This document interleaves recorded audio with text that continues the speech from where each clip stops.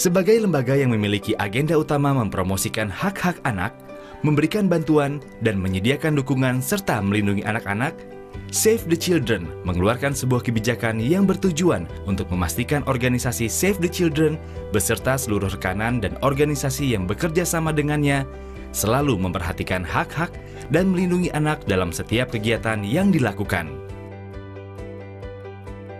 Kebijakan yang dinamakan Child Safeguarding Policy ini berisi panduan, prosedur, serta praktek yang ingin dijalankan oleh Save the Children beserta segenap staf, karyawan, rekanan kerja, dan rekanan organisasinya untuk memastikan bahwa keselamatan anak selalu terjaga dan tindakan kekerasan pada anak dalam bentuk apapun tak akan ditolerir.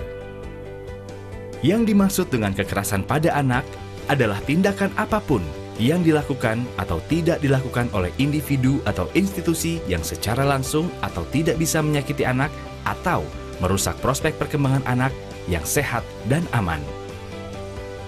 Ada 5 jenis kekerasan pada anak, yaitu kekerasan fisik yang bisa menyakiti dan mencederai secara fisik, kekerasan emosional yang bisa berupa kelalaian dalam menyediakan lingkungan yang suportif, kekerasan seksual termasuk melibatkan anak dalam aktivitas seksual, penelantaran yang berupa minimnya perhatian terhadap masalah anak, serta eksploitasi yang berupa perdagangan anak, buruh anak, penyelundupan narkoba, tentara anak, dan lain-lain. Child Safeguarding Policy merupakan metode untuk memastikan bahwa semua pihak yang terlibat dengan Save the Children sadar dengan dan bisa ikut merespon isu-isu kekerasan pada anak. Metode ini juga berusaha memastikan bahwa setiap pihak yang terlibat dengan Save the Children tidak akan menyalahgunakan mandat dan kepercayaan yang diberikan kepada mereka selaku bagian dari keluarga Save the Children dan melakukan apa yang mereka bisa untuk mencegah, melaporkan, dan merespon isu-isu kekerasan pada anak melalui prosedur yang tepat. Mereka diharapkan juga bisa selalu waspada dan memperhatikan lingkungan sekitar mereka untuk mengidentifikasi indikasi terjadinya kekerasan pada anak untuk kemudian melaporkannya ke pihak-pihak yang berwenang. Ada beberapa hal yang bisa dilakukan apabila Anda menemukan indikasi terjadinya kekerasan pada anak. Bertindak cepat mencari pertolongan. Selalu mendukung dan memperlakukan anak dengan hormat, terutama di saat mereka mengalami kesulitan. Apabila memungkinkan, selalu pastikan anak dalam keadaan aman. Segera hubungi pihak yang berwenang. Jaga agar semua informasi hanya beredar di antara Anda dan pihak yang berwenang. Lalu ada juga beberapa hal yang sebaiknya tidak dilakukan, yaitu panik. Ini akan berpengaruh pada anak dan malah bisa membuat mereka menyembunyikan kejadian yang sebenarnya. Berusaha menyelidiki indikasi tindak kekerasan. Itu adalah tugas pihak yang berwenang seperti dinas sosial atau kepolisian, bukan Anda. Terlalu memaksa anak untuk menceritakan kejadian apabila mereka merasa ragu. Berjanji untuk menyimpan rahasia. Membicarakan kejadian dengan orang lain yang sebenarnya tidak perlu tahu. Tidak melaporkan indikasi kekerasan pada anak kepada pihak yang berwenang. Komitmen Save the Children terhadap hak-hak anak berarti kita juga memiliki komitmen untuk melindungi anak-anak, terutama yang berhubungan dengan organisasi kami. Fokus dari Child Safeguarding Policy adalah membuat organisasi dan semua kegiatan kami aman untuk anak-anak. Melindungi anak serta menjadikan lingkungan sekitar sebagai tempat yang aman bagi anak adalah kewajiban setiap orang, dan melalui Child Safeguarding Policy, Save the Children mencoba memastikan itu semua demi masa depan anak yang lebih baik.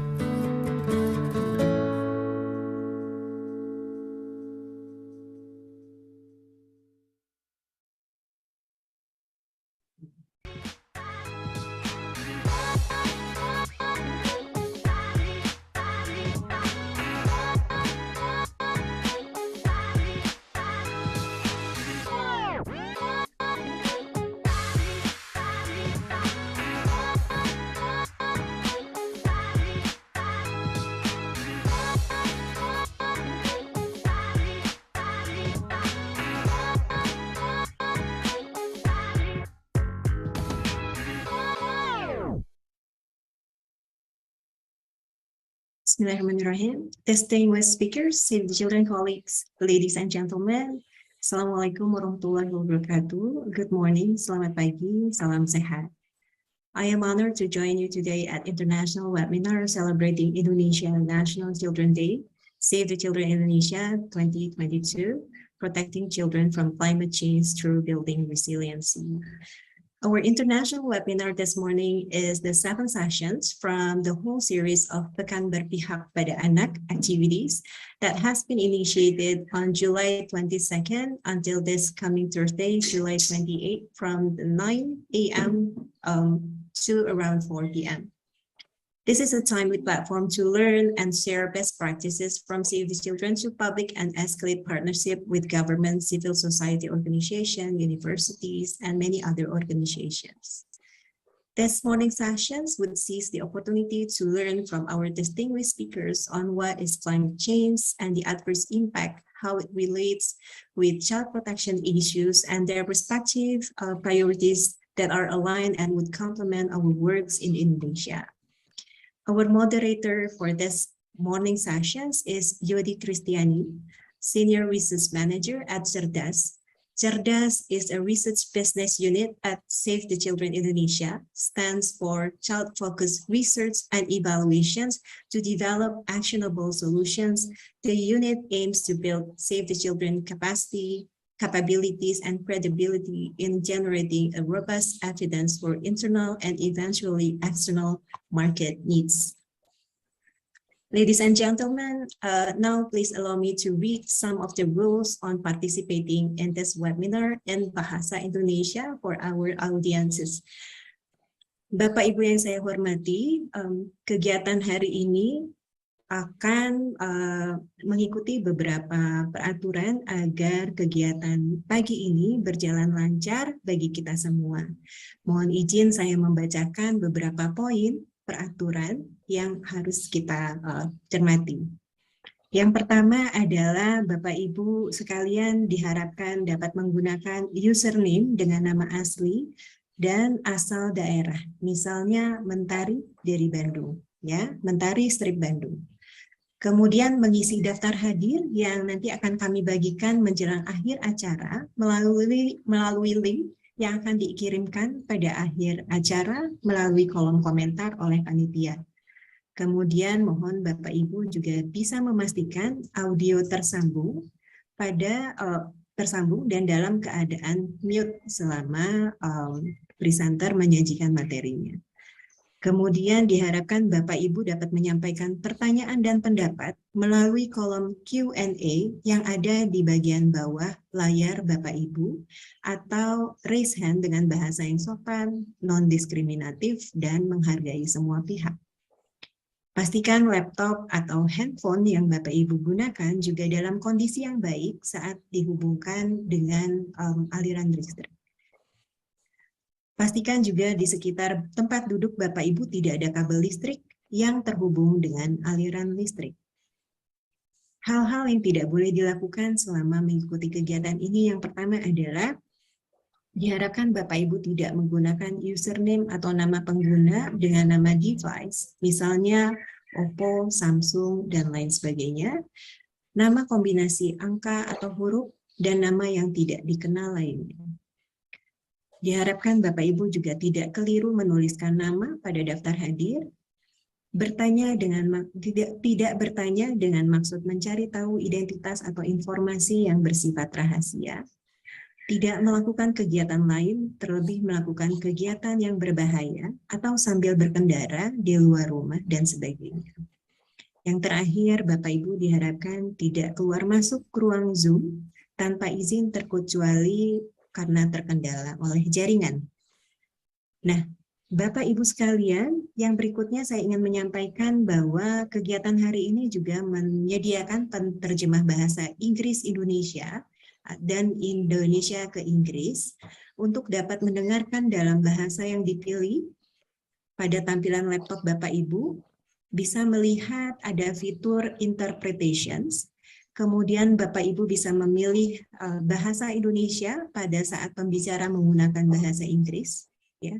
Kemudian nanti Bapak Ibu akan langsung mendengarkan suara yang disampaikan oleh penterjemah bahasa kita dengan menggunakan bahasa Indonesia.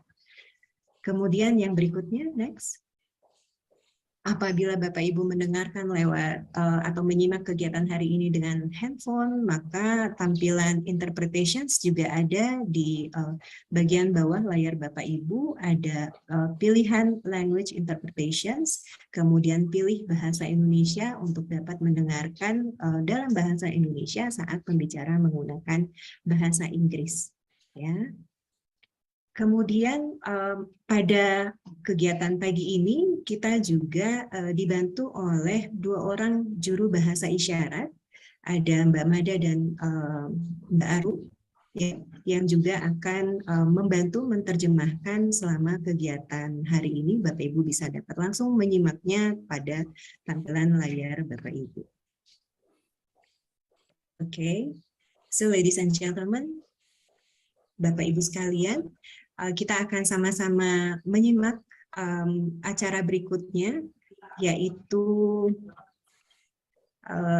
acara hari ini akan dimulai dengan mendengarkan sambutan dari Bapak Tata Sudrajat selaku Deputy Chief of Program Impact and Creation Save the Children Indonesia. Kepada Pak Tata kami persilahkan. Terima kasih, Mbak Yanti. Terdengar suara saya ya? Terdengar, Pak. Ya, bismillahirrahmanirrahim. Assalamualaikum warahmatullahi wabarakatuh. Selamat pagi dan salam sejahtera untuk kita semua. Distinguished speakers, Manus Debara, Child Protection Officer, Office the Special Representative of the UN Secretary General on the Violence Against Children. Mrs. Rebecca Spitz, Global Head of the Child Protection Program, Save the Children International. Shahin Chungtai, Regional Advocacy and Campaign Director, Save the Children Asia. Dan yang terhormat, Bapak Yanwar Nugraha, Koordinator Tim Ahli Sekretariat Nasional TPB atau SDGs Bappenas, dan juga moderator Yudi Kristiani.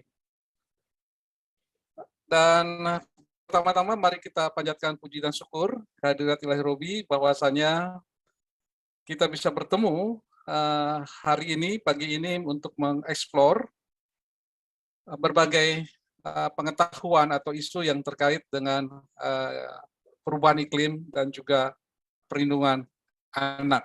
Ya. Acara ini, Bapak Ibu, terutama peserta adalah dalam rangkaian Hari Anak Nasional yang setiap tahun jatuh pada tanggal 23 Juli.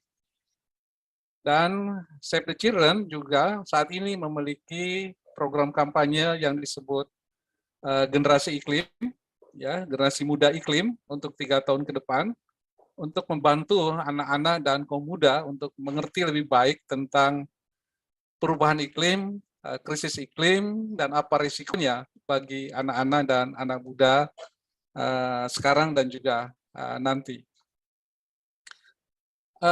Bapak Ibu speaker dan juga pembicara, bahwa perubahan iklim sama halnya dengan triple global disruption seperti pandemik, COVID, digitalization, and millennial saat ini adalah bukan seperti problem biasa ya, karena ini adalah sebuah situasi yang akan menempatkan anak-anak dalam risiko yang tentu saja mempengaruhi status kesehatan, perkembangan, well-being, dan juga protection.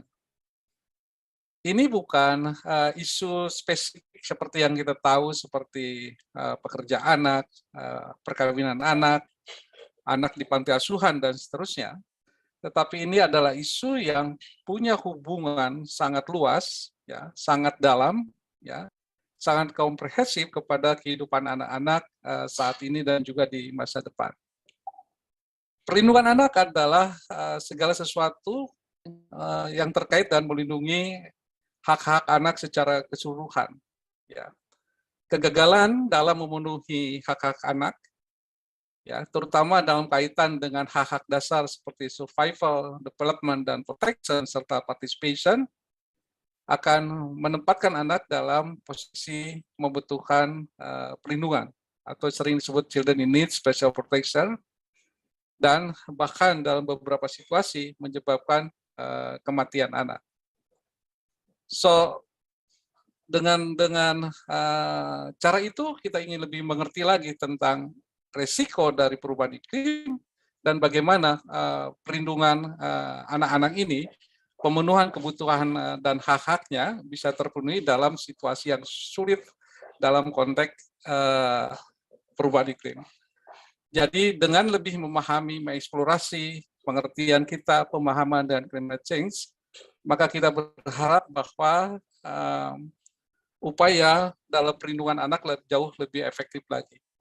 Dan terutama juga bahwa mengapa Save Children mengangkat isu ini, menggelar kampanye ini juga karena bisa dikatakan bahwa isu tentang perubahan iklim saat ini masih dalam konteks pembicaraan environmental atau lingkungan fisik, belum banyak bicara tentang soal aspek-aspek tentang anak, hak anak dan juga perlindungan anak. Jadi pada pagi ini para pembicara akan membantu kita menjelaskan tentang beberapa perubahan iklim, resiko-resikonya, dan juga apa yang bisa kita lakukan dalam melindungi anak lebih baik lagi dalam tantangan ini. Jadi sekali lagi, terima kasih. Again, thank you very much for all speakers, Pak Yanuar, Rebecca, Becky, Manus, and also Sahin, for your willingness to participate in this seminar. It will be very important for us. As you know, that we have more than 80 million of the children in Indonesia. Is I think the very huge number in Indonesia. And thank you juga kepada semua peserta atas kehadirannya untuk diskusi ini, dan terutama terakhir juga terima kasih kepada tim dan panitia yang sudah menyiapkan dan membantu kelancaran diskusi ini. Terima kasih. Wabillahi taufiq wal hidayah. Wassalamualaikum warahmatullahi wabarakatuh. Terima kasih banyak Pak Tata Sudrajat atas sambutannya. Baik, Bapak Ibu sekalian, untuk acara selanjutnya saya akan serahkan kepada moderator kita hari ini, yaitu Mbak Yudi Kristiani dari Save the Children. Kepada Mbak Yudi, saya persilahkan. Thank you, Mbak Yanti. Welcome to all participants and welcome to our speakers to our webinar as part of the celebration for Indonesia's National Children Day. So today's webinar is taking a theme for protecting children from climate change through building resiliency. As we know, today we are currently facing a global climate change, a condition that's not only affecting the world that we live in, but further than that, it's also affecting our life. Despite many evidence showing how climate change has impacted on humans' life and human system, the discussion on the impact of the climate crisis to child protection is rarely discussed. Even so, the climate-led condition to natural disaster and other conditions such as drought, landslide, and flood have contributed to the structural basis of people's life, like poverty, access to food, displacement, and others, that in turn could lead further to put barriers to children in accessing their basic rights, and even worse, put them to be more prone to violence. So this morning's session is dedicated to explore the impact of climate crisis on children and our effort in protecting our future generation. So this morning, we have with us our four distinguished speakers who will further discuss the global, regional, and national perspective in climate change impact on child protection and the strategy to overcome the aftermath of the condition on children. We have with us Mr. Manus Dabara of UN Secretary General on Violence Against Children, Dr. Yanuar Nugroho of the Indonesia's SDG National Secretariat, and Rebecca Smith and Shahin Chokai of Save the Children International and Asia Regional Office. So today, each of our resource person will present for about 15 and 20 minutes. And at the end of our presentation, we will have a question and answer sessions. So to all of the participants, you are welcome to type your question and the resource person that you address your question to, and on the question and answer feature on Zoom. But we will have the discussion near the end of the session. So for the first session, we will have Mr. Manus Dabara that will speak about climate change as a threat multiplier for violence against children. Mr. Manus Dabara is currently Child Protection Officer at the Office of the Special Representative of the UN Secretary General on Violence Against Children. Prior to his current role, Mr. Dabara was head of the Policy and Legislation Unit at the Irish Ombudsman for Children's Office. He led the work of the Ombudsman for Children's Office in providing advice to government and parliament on strengthening the legal framework for protection of children's rights. Mr. Dabara also previously worked in Human Rights Unit of the Irish Department of Foreign Affairs. So, Mr. Dabara, the floor is yours. Thank you.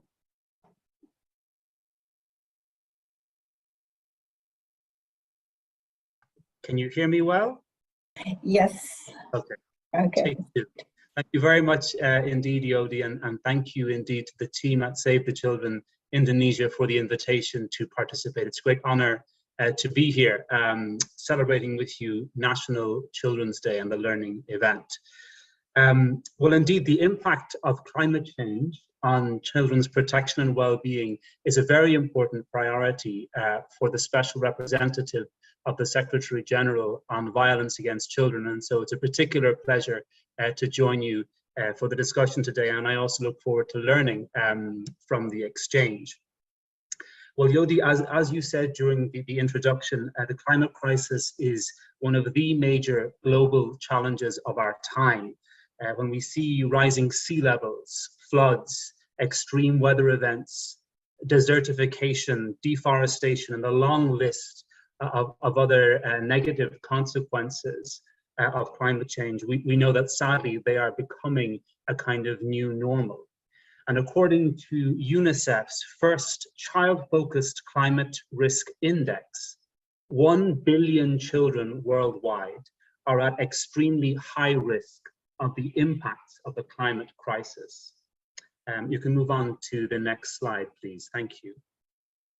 And we also know that children are more vulnerable to climate and environmental shocks than adults, especially the poorest, the most disadvantaged, and those living in high-risk and fragile contexts. The cumulative shocks of the climate crisis are exacerbating other pre-existing crises. One can think of the COVID-19 pandemic, financial crises that are striking in many parts of the world, and indeed armed conflicts. And cumulatively, these are aggravating known risk factors for experiencing violence, such as poverty, economic and social inequalities, food security, and forced displacement. And in this way, the climate crisis is acting as a threat multiplier for violence against children. But as both Yodi and Tata observed, this is not getting the attention it deserves as part of the discussions around climate action. You could move on to the next slide, please. The World Bank has estimated that up to 132 million people could be pushed into extreme poverty by 2030 as a result of climate change. 44 million of those due to its impact on health, 33.5 million due to the impact on food prices, and 18 million due to the impact of disasters. Poorer children and families are less able to access key resources when crises occur. This can create a vicious cycle that pushes the most vulnerable children deeper into poverty at the same time as increasing their risk of experiencing the worst and most life-threatening effects of climate change.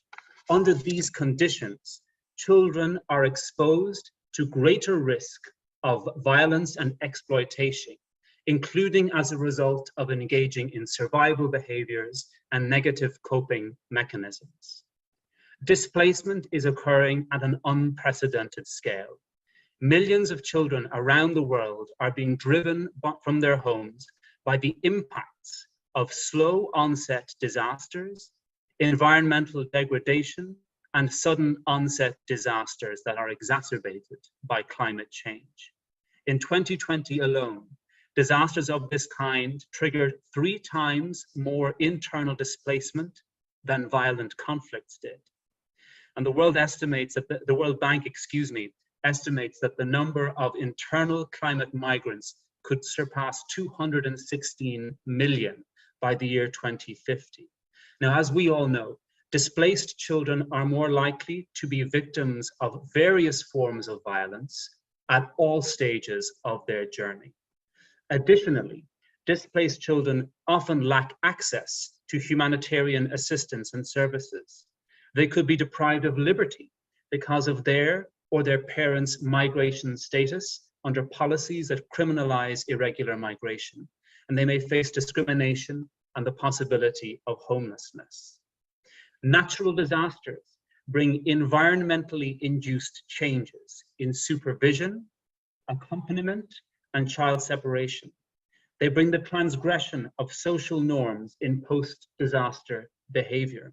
They bring economic stress and insecure shelter and living conditions. And all of these constitute significant pathways to experiencing violence against children. Next slide, please. The climate crisis is both strongly intersectional and deeply unequal in its impact. It disproportionately affects communities in hotspots that are hardest hit and also least responsible for the crisis.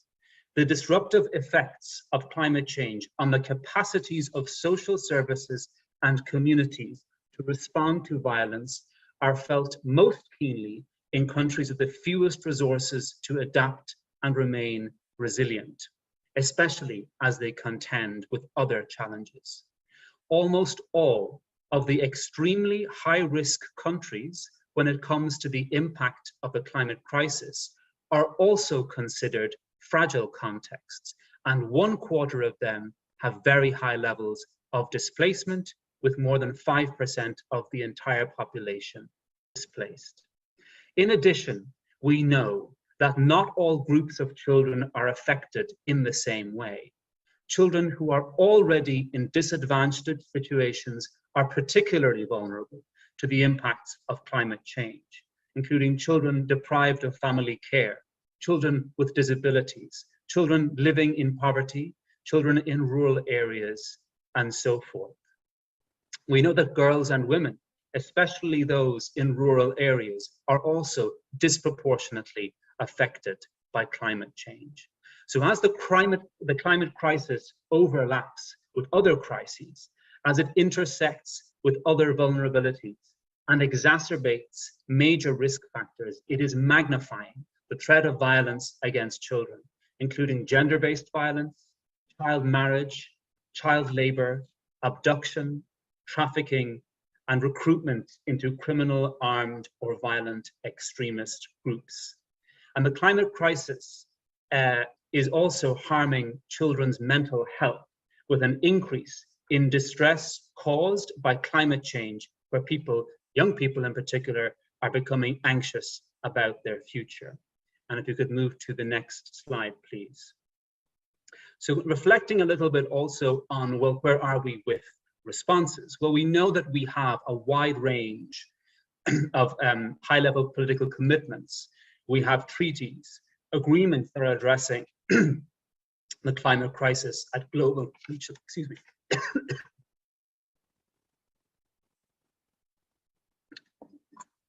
Excuse me for that.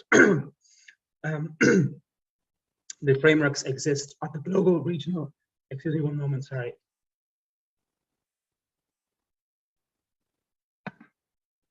I beg your pardon for the interruption. We know that these frameworks exist at the global, regional, and national levels.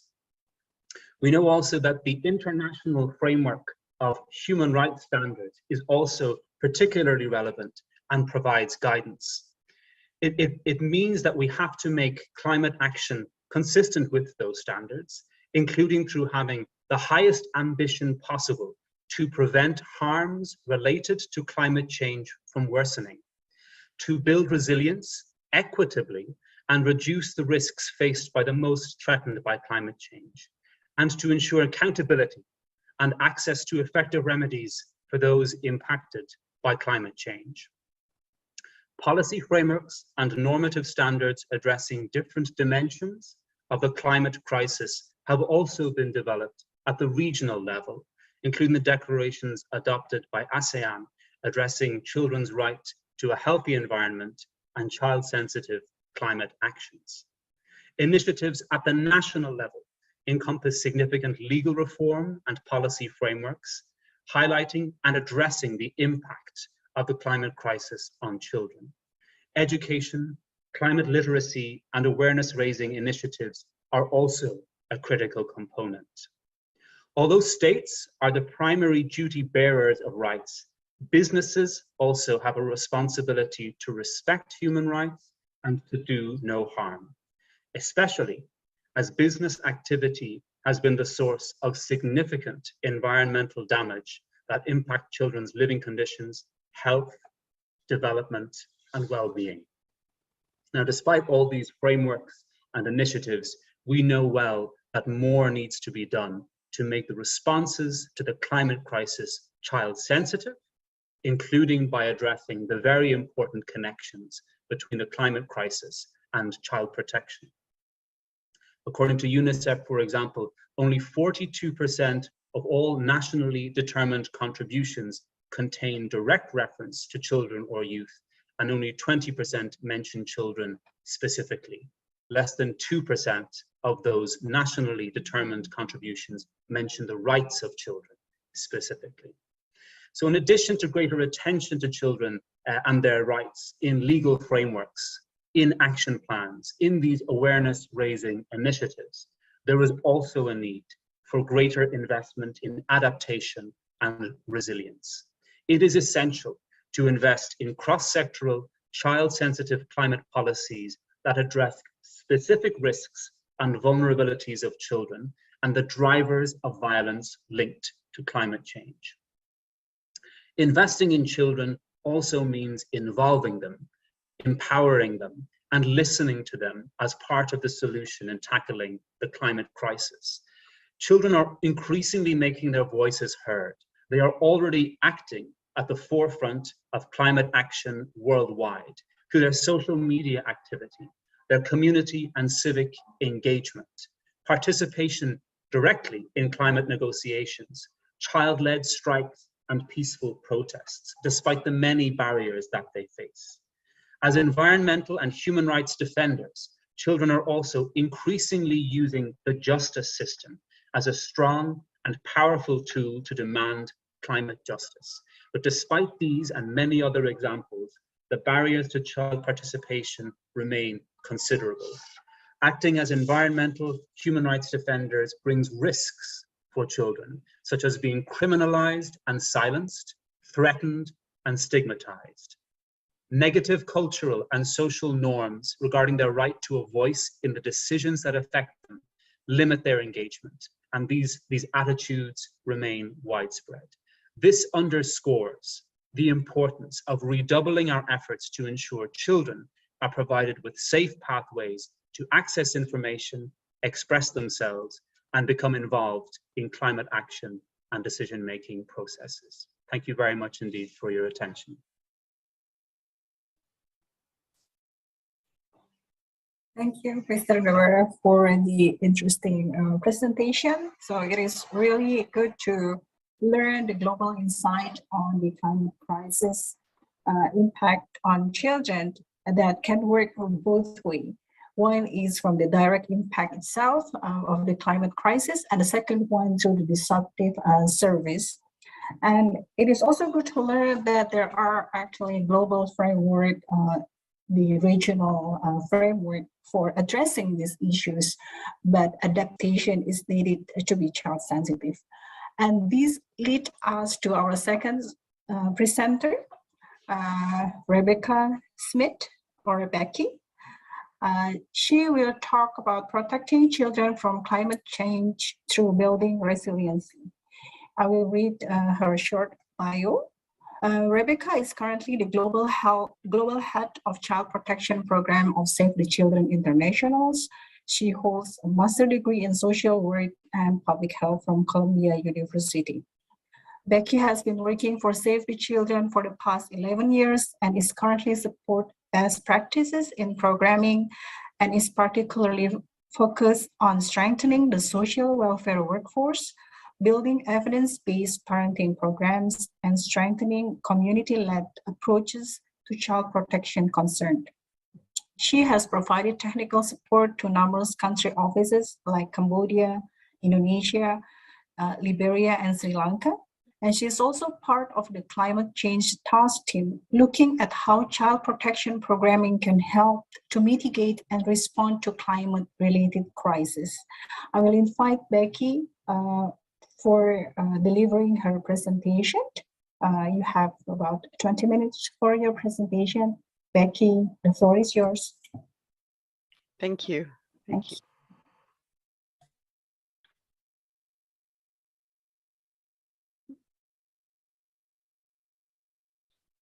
So today, I'm just going to spend a bit of time talking a little bit about what climate change means for child protection. If you can go to the next slide. So as many people are talking about today, the competition for limited resources puts more stress and pressure on families. As parental stress increases, there is much more likelihood for violence in the home or for negative coping strategies like others have spoken about. Parents may migrate to find work, leaving children at home. There's more potential for migration and displacement for children and others, and negative coping strategies like increased child labor and child marriage. As children flee climate-related disasters, they're more likely to become separated from their caregivers, and there's an increased risk of trafficking and exploitation and violence against children.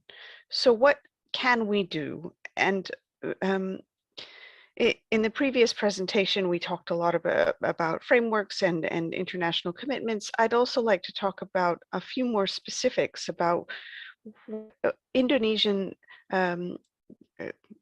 organizations can do, what the Indonesian government can do to help prevent and respond to climate-related emergencies. Next slide, please.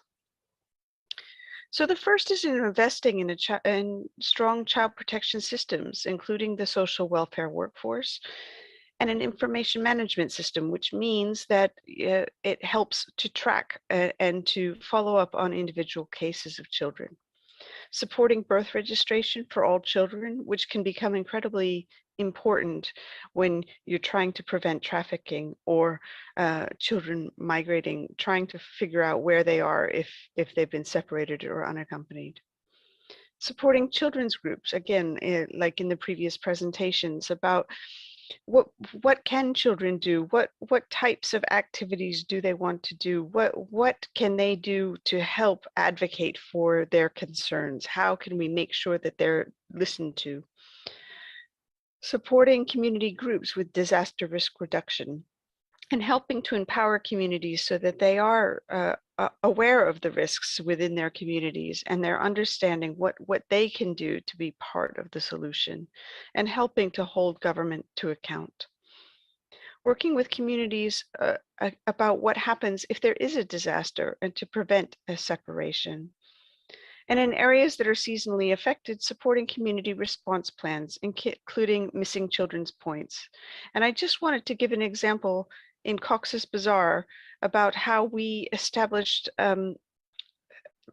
missing children's points. So in the preparation for monsoon season in Cox's Bazar in Bangladesh, the child protection subsector set up prevention and response mechanisms. And so what they did was they distributed waterproof bracelets with basic information, including who to contact if a child is lost for younger children. They taught children songs about what to do in the event of separation, including information about their names, their parents' names, and where to go if separated. And they established lost child and caregiver meeting points, which included identifying structures that could become emergency interim care centers if needed. They raised awareness with community members, as well as had contingency plans for where they would go in the event of a natural disaster. And across the response, multidisciplinary teams, including protection team members, were aware of what to do if an unaccompanied child was found.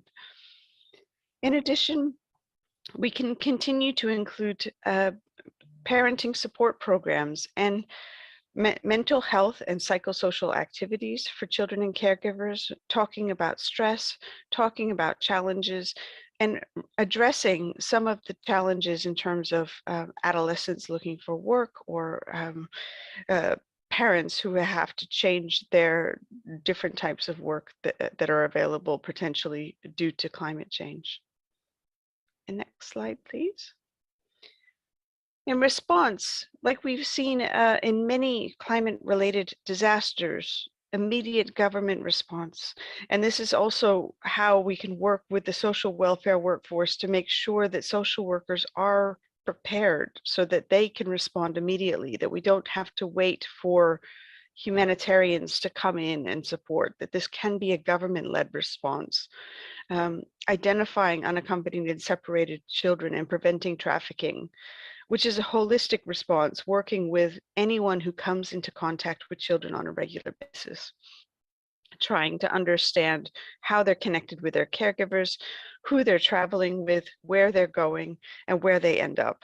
As we've seen previously in disasters in Indonesia, many children are placed in childcare institutions unnecessarily when they could be reunified with their families.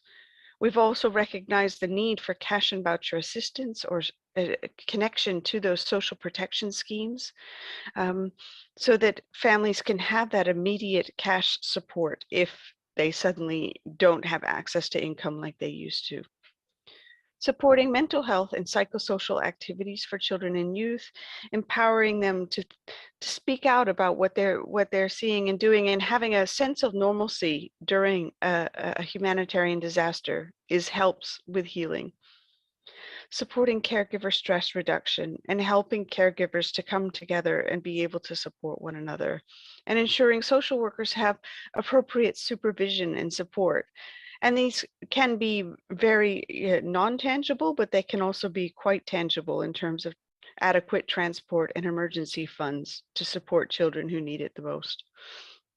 Mobilizing communities for climate adaptation, mitigation, and response, depending on the communities, depending on the pressures that they're under. It's vital that communities play a large role in being able to respond to climate emergencies and to understand what happens on a regular basis. How can we be more prepared? Next slide, please.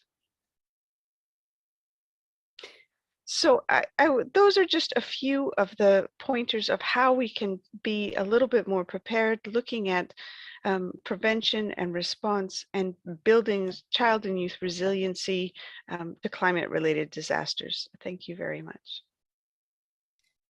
Thank you, Becky, for your interesting presentation.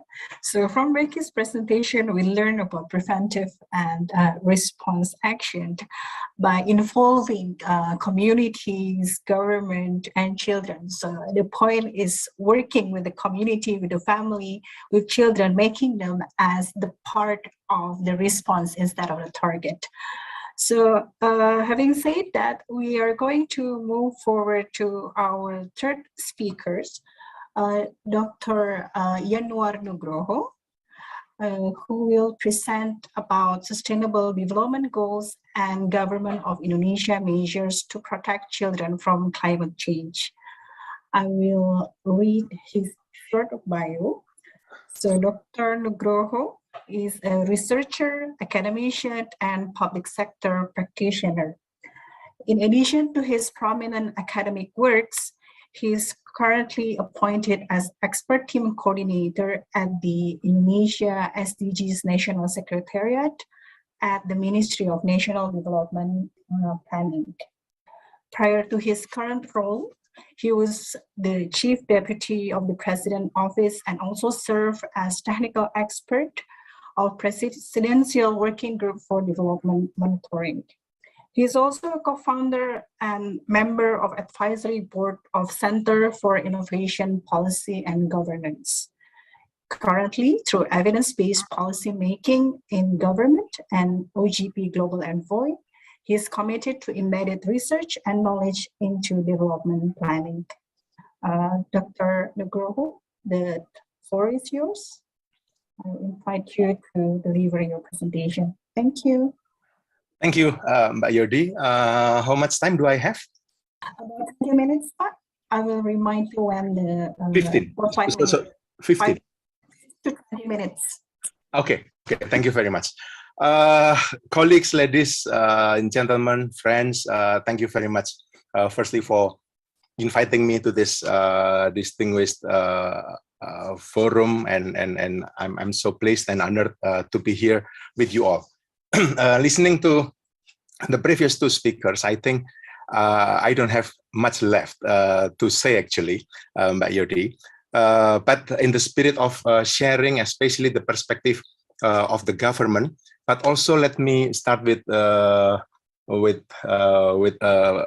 note that although I'm part of the government in the National Secretary of SDGs, I'm also wearing my hat as an academic. So I will try to, as much as possible, also embed some academic reflection into this topic.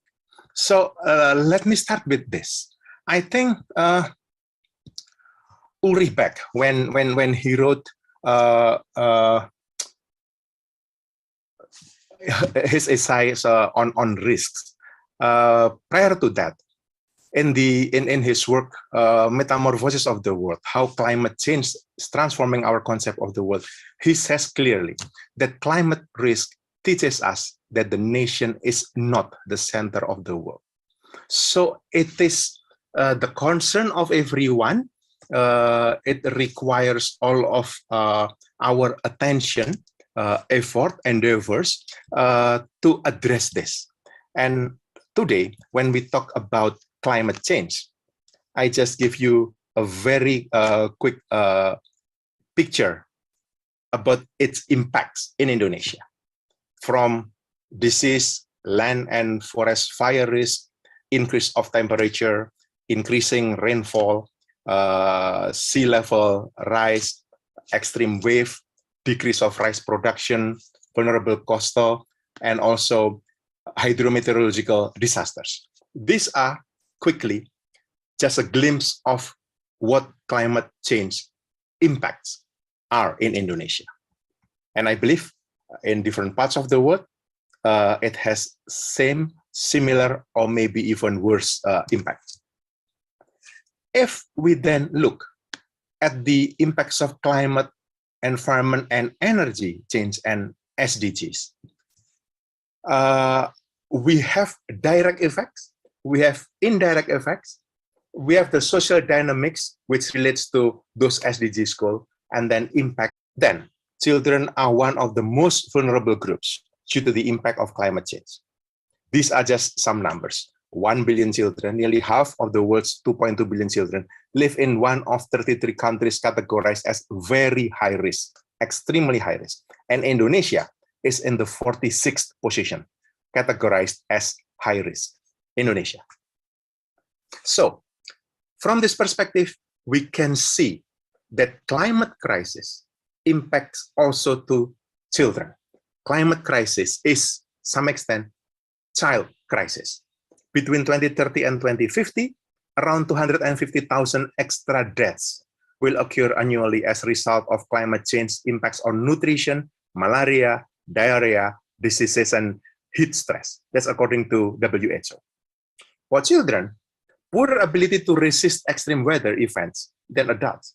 For them, they will have increased vulnerability to dangers like disease, temperature change, hazardous chemicals, and they also require more food and water per kilogram of body weight than adults.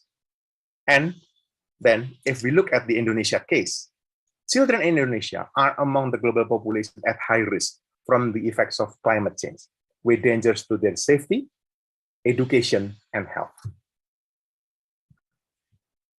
If we look closer to children in Indonesia and the challenges they face during the climate change. I took some data from our report here. The high prevalence of stunting in Indonesia at the moment is around 24.4% and wasting 7.10% in 2021 among children under 5 is actually closely related to inadequate food and poor environmental conditions, such as, of course, low access to improved drinking water and sanitation services and low access to health facilities. So that's about food. And also, similarly, about water. We could also see here some risks associated to this. At the global level, exceedingly high levels of air pollution, water scarcity, and so on and so forth. You can see in the diagram below. Heat waves, lead pollution, diseases, cyclones, flood, and also other risks. We estimate that around 850 million children, meaning 1 in 3 worldwide, live in areas where at least 4 of these climate and environmental shocks overlap. We can look at what happens in Indonesia, diarrhea, malaria, and also acute respiratory infection by gender and age, and children are at risk. So the question is, what should we do? There are 3 in my reflections what we can do. 1, ensuring that we put our children at the center of climate action or adaptation plans. At the moment, much of the actions on climate action or adaptation is about industry, is about our economy, is about how we produce, how we consume. They are not wrong, of course, but we also need to put children at the center of climate action and adaptation plans. That's one. Second, resilience is key. I agree with that. Resilience needs to be multi-sectoral. It has to cover key sectors that support the survival and well-being of children. And those sectors are water and sanitation, health, nutrition and education, social policy, and child protection.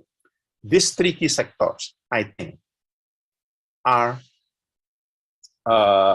fundamental, instrumental in building the resilience. Third, we need to prepare countries, meaning governments and communities, through climate resilient development with a primary focus on adaptation. I think learning from IPCC reports, it's proven to be the most effective way, but also to reduce climate risk to children and protect the lives of children and the livelihoods of vulnerable families.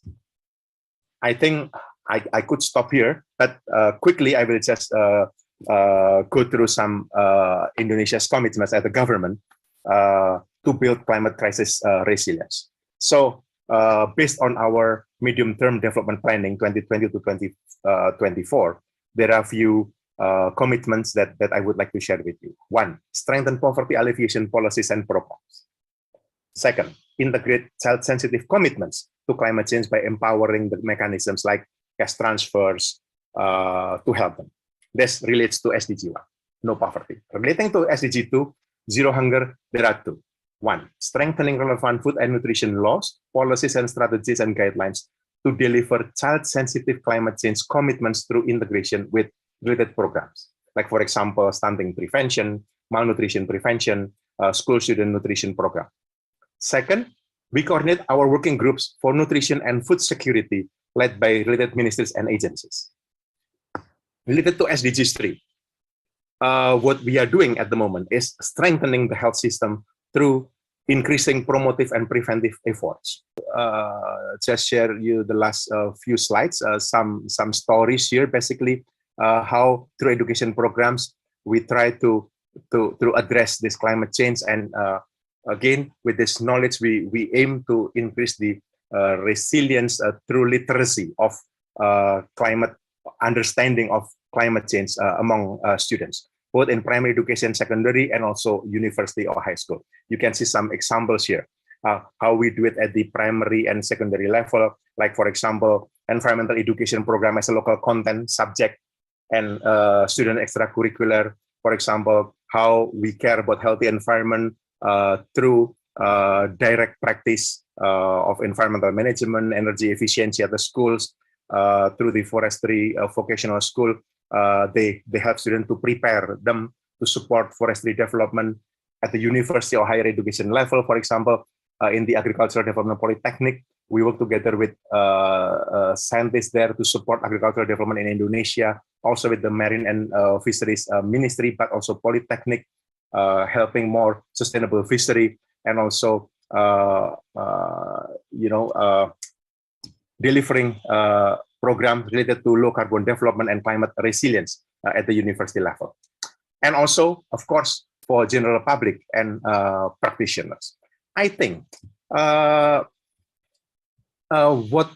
I would like to stress here and to underline here is that we need to understand this climate crisis as,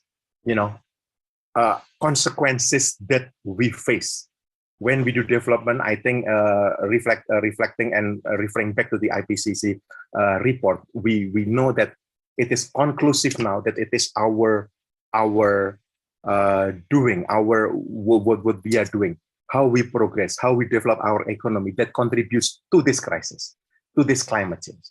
Now I think building resilience is important, but also important to start with literacy among children, our students, the young generation, because they are being educated at the moment.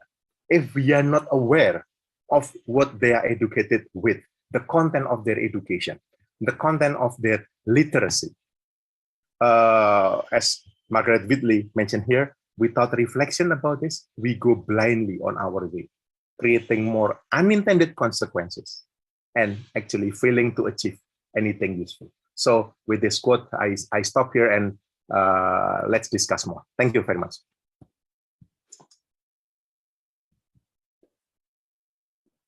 Thank you, Yanur. It's very strong words at the end. Along your presentation and the closure is, okay, this is a collaborative work. We want and willing and we're encouraged to do it together, but to which way forward that we are going to, are we well knowledge enough to take action? Okay, thank you, and we will discuss later with all of our speakers. But currently, I will invite Mr. Shaheen Choktai to deliver his presentation on Save the Children strategy to protect children from the adverse impact of the climate change. Mr. Shaheen is currently the Save the Children Regional Advocacy and Campaign Director for Asia. He's based in Singapore. He's holding a BA in Arabic and History and a Master of Science in International Politics of Asia and Africa, both from the University of London School of Oriental and African Studies. He leads the Save the Children's influencing work across the regions and manages a team of specialists assisting more than a dozen country offices to support vulnerable children and their families. He has worked in numerous policy, advocacy, media, and campaigning roles in the international aid sector in the past 17 years. Mr. Shaheen, I will invite you for your session, and you have about 20 minutes for presentation. Thank you. Thank you very much. And my thanks to the organizers of this very interesting event for giving me the opportunity to contribute to this discussion. I'm going to talk a little bit about the context of the climate crisis and threats to child protection in Asia, although the kinds of issues that we see and indeed the solutions that we need in Asia are applicable and relevant to children and different kinds of contexts around the world. And perhaps that's not surprising because we are dealing with a a global problem. But globally, the lives of 2.2 billion children, representing 30% of the world's population, are increasingly affected by the climate crisis. But we can see that both the causes and the effects of the climate and wider nature emergency are especially prominent in Asia. And a key lesson here is that without the action in Asia on these issues, it in fact will be impossible to prevent catastrophic impacts around the world. The region produces approximately half the planet's greenhouse gases and is home to 3 of the 5 biggest carbon-emitting countries, China, India, and Japan. It is also home to 99 of the 100 most polluted cities, as well as some major deforestation hotspots. At the same time, Asia has been identified as one of the regions that will be hardest hit by global heating. It is already the world's most disaster-prone region as a result of frequent cyclones, floods, heat waves, and droughts, and so on. Between 2008 and 2017, the region accounted for more than 80%, or just under 200 million people displaced by disasters worldwide. And over 95% of this displacement occurred as a result of extreme weather-related disasters. So what this means is that without radical cuts to Asia's greenhouse gas emissions and efforts to address the impacts of global heating, then a global climate catastrophe cannot be prevented. And naturally, that will undermine the safety and well-being of tens of millions of children in this region, but also millions more around the world. Next slide, please.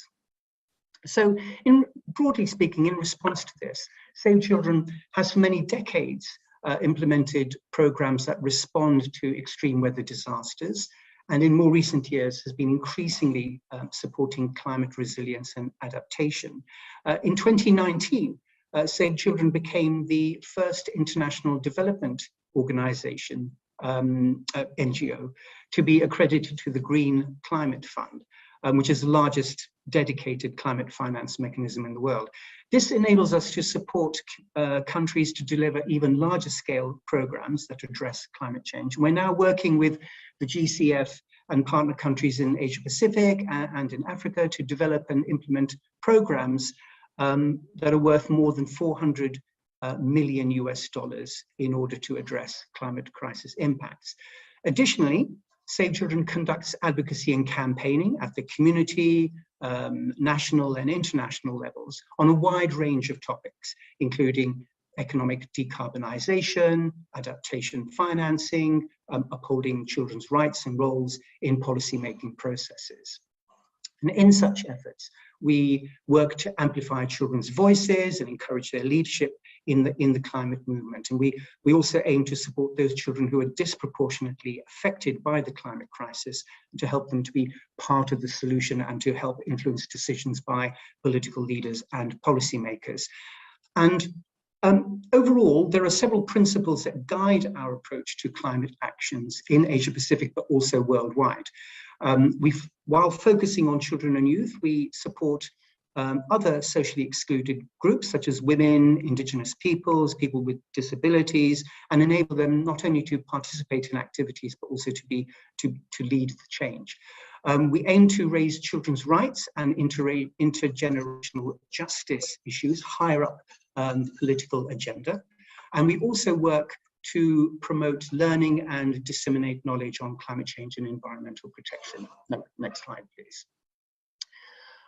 Now, the climate crisis impacts such as floods, droughts, or the erosion of coastal agricultural lands all increase violence and abuse against children in various interconnected ways. And you may remember Manos Dibara earlier talked about the climate crisis as being a threat multiplier. So it can worsen the impacts of existing phenomena, such as extreme weather disasters, migration, displacement, and so on, that have long acted as drivers of many different kinds of violence and abuse against children. But at the same time, the impacts of the climate crisis can drive the occurrence of these phenomena, creating new waves of migration, for example, when agricultural lands are flooded because of rising sea levels or affected by drought, and therefore those livelihoods can no longer continue.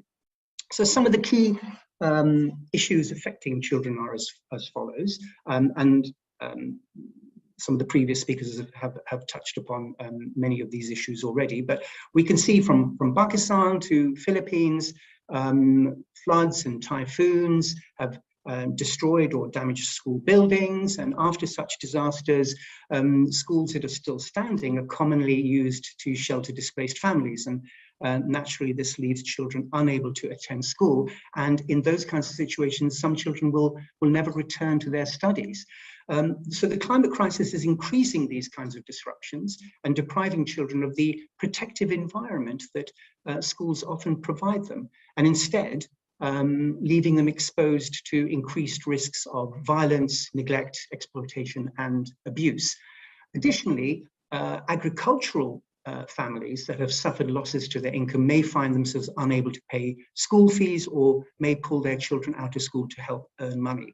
And because of existing traditional gender norms in many countries, girls are often the first to be pulled out of school because their education is, for example, seen as less important. And these financial pressures may mean that girls are also married off early, which in turn often leads to them dropping out of school. So this kind of damage or disruption to livelihoods, food security, education, these are all factors that can increase rates of child marriage.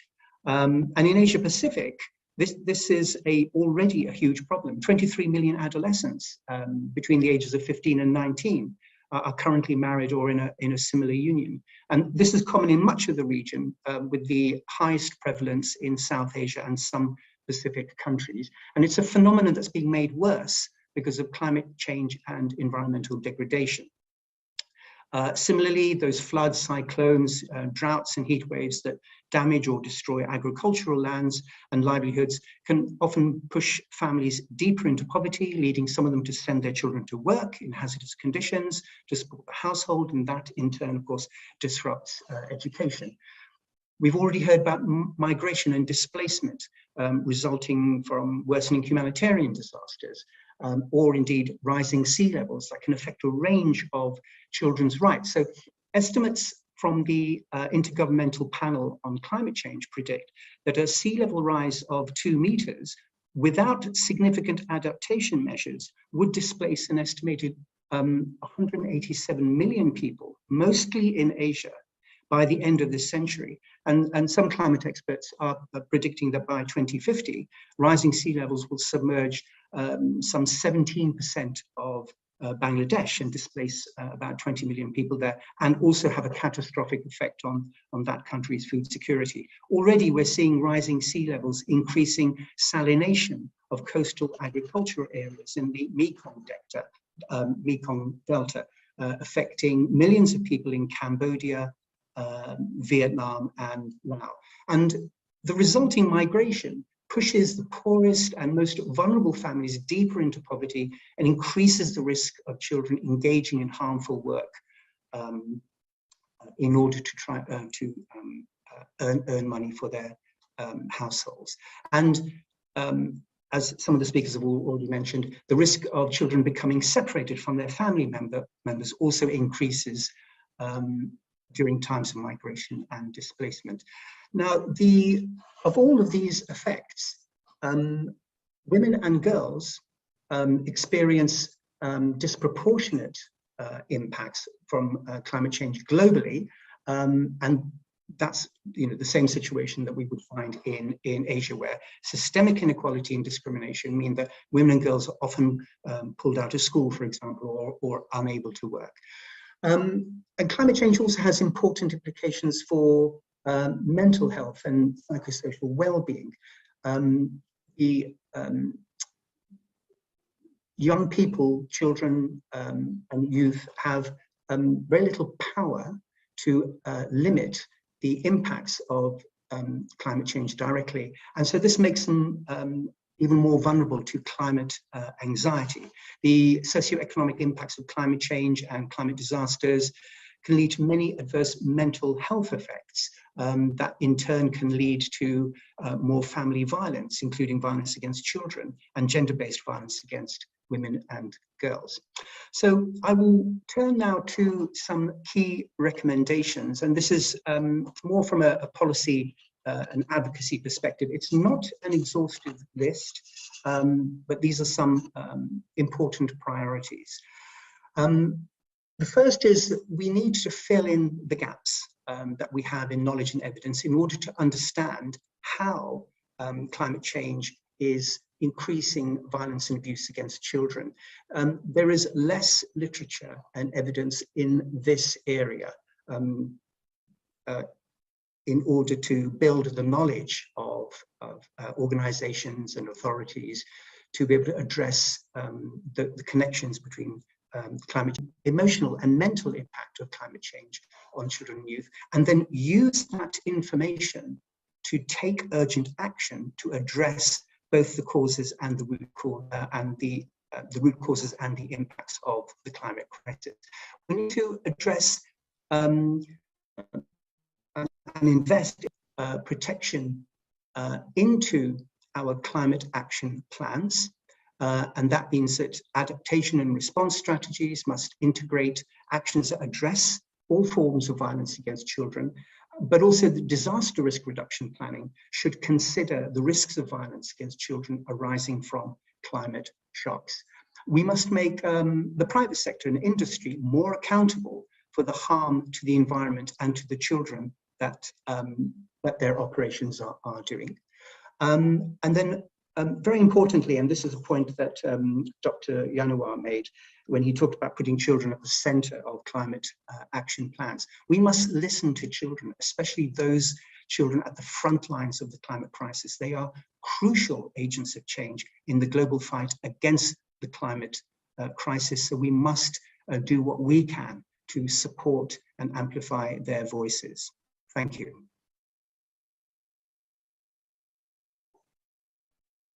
Thank you, Sahid, for your presentation, and I will also thank to all of our presenters.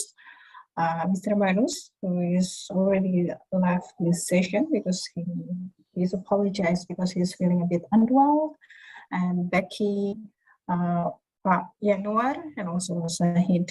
So for all, from all our presenters, we learned that the climate crisis has heavily impacted on children directly and non-directly, hence to the child protection. And I'm opening the floor for discussion. We are a bit ahead of time. We have 2 questions at this point. I will read the question. So first is, okay, this is an anonymous question. It can be addressed to either of you.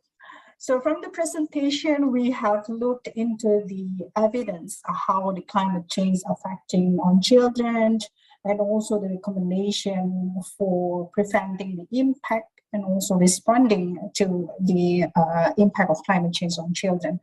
But the biggest challenge now are resources and funding or financing. So the question is how we actually implemented the solution or recommendation to actually solve the problem, how we can get enough fund or capital to solve this problem, acknowledging that there are a huge financial gap for climate change impact, especially for responding to the impact on children. Maybe we can start from the global perspective from Becky, if you have any response to this question. I mean, I think it's difficult from a global perspective. I think a lot of question is about how we reallocate resources, how we use our existing funding smartly, and try and think about how do we make our existing programming more adaptive to climate change. So for example, if we were doing programming with youth or livelihoods or something like that, that we're looking at what is the impact towards, what will the jobs of the future be? What are the possibilities? If we're already training social workers, how do we make sure that they're also able to respond in humanitarian crisis? I mean, and I also think that especially in Asia, a lot of work, how do we support companies and engage with businesses so that we can be trying to tap into other markets about how we look at what kinds of programming is needed, what are the gaps and what can we all be doing to make sure that our programming is not harming the environment and not actually contributing to the climate crisis. But I'm sure others have more regional specific ideas as well. Okay, thank you, Becky. So I underlined one of your statements saying that how can we engage company and businesses as part of the preventing of the climate change, air pollution and so on. And also maybe for co-financing. Maybe there's experience from Pak Yanuar or Sahid from Indonesia or Asian perspective. Maybe Pak Yanuar. Thank you. Thank you, Yadi. Just to follow up what what Becky just mentioned. Actually, at the moment, I think we all realize that the financing gap for development is huge, especially after COVID, right? After COVID. In Indonesia alone, to achieve SDGs until 2030, the financing gap is 14 trillion rupiah, 14 trillion US dollar. Until 2030. So it means around 1 trillion US dollar per year. This is rather disheartening to see, I would say, that many parties are approaching this financing through traditional lenses. So with some other countries, multilateral organizations, including UN. At the moment, actually, we pioneer the so-called INFF. I wonder if you have ever heard about this, Becca, or Shaheen or other colleagues. Integrated National Financing Framework. So UNDP has started with 80 countries, now Indonesia included, how we coordinate different streams of financing. As you mentioned, for example, private investment. But it is not just investment, actually. We can also work with philanthropy. We can also work with the faith-based organization. We can work with so many things, including the so-called blended finance mechanism. So I think we should not separate financing for children. We need to make sure that there is a special, I would say, pot or special allocation, yes. But the way we see it, we must approach it from the development financing, but ensuring, as Shaheen just mentioned, ensuring that we prioritize children. So this is how I see it. I don't know whether it helps or not, but as I'm aware, there is an initiative going on, so-called INFF, also which includes and which also trying to coordinate the existing financing schemes at the moment. And I would encourage us to learn more about that. And if you happen to be around during the G20, for example, there are specific sessions within the G20 as well to discuss SDGs and financing. And I think the issue of protecting children is there. So just my 2 cents. Thank you. Okay, thank you, Pak Yanuar. Shaheen, do you have anything to add based on the experience of other Asian countries? Sure. Thank you very much. So we could talk about some of the sort of the technical mechanisms that would increase the flow of climate adaptation or mitigation funding. And yes, there is a role for the private sector, for example, to mobilize its both technical and financial resources to help to secure a future and their future customer base as well. But I'd like to actually go back to and underline a point that Rebecca made about reallocation of resources. Because although the sums of money that are sometimes talked about when we talk about rich donor countries keeping the promise of $100 billion US per year to support climate finance, and that figure sounds very large, and some of the figures for development finance in general sound very large. They're actually a fraction of the sums of money circulating in the world for various different kinds of purposes. So in 2017, for example, it was calculated that the world spent 3 times more on ice cream than it did on humanitarian aid. And we have also seen the responses of governments and rich donor governments, for example, when they were faced with an obvious emergency, the COVID-19 pandemic, and the billions that were very quickly found and released in order to support their economies. So this is a question of political will, of recognizing that the climate crisis is also an emergency, and that if we do not invest in addressing it, then all our other investments will be undermined and destroyed. So this takes us then to the question of what is the cost of inaction? That if we do not find this money, then we will end up spending far more on adaptation and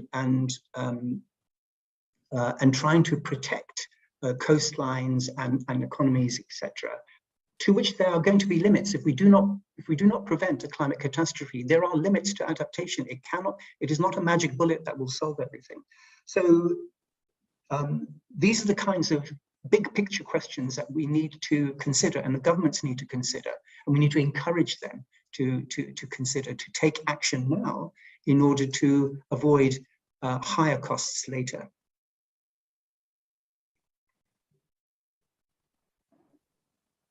Okay, thank you, Mr. Sahin, Pak Edward and Becky. So while the funding is a bit challenging, but it's actually there, and it's about our commitment and how we allocate the funding for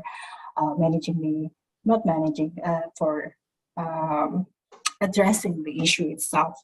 So there are several questions related to the impact of climate change to other aspects for children and in fulfilling their basic rights.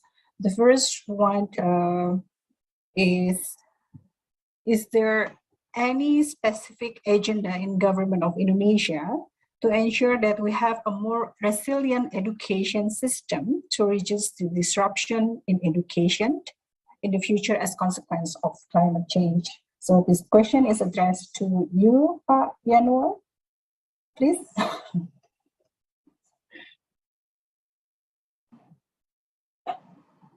I see you're still on mute. Sorry. Yes. Thank you. I was reading the Q&A, and there were 3 questions addressed to me. The one that you mentioned, do you want me to address them, all of them, quickly? Yeah, maybe for education, and then for air pollution and child health related to the main causes of under 5 children's death, mortality, like pneumonia. Questions about that, especially for pneumonia. Thanks. Thank you very much for the questions. Okay, let me start by addressing the elephant in the room, right? That the government works in silo. I don't know what happens in other countries and in different countries, but I can speak for what happens in Indonesia.